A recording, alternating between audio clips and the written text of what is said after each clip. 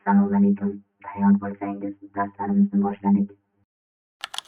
Ikkinchi mavzu personal pronomen bu nima?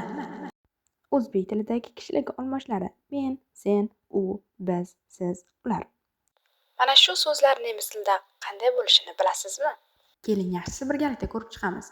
Ich, du, sie, es, wir, ihr, sie. Qiziq, nega nemis tilidagi so'zlar o'zbek tilidagidan ko'proq?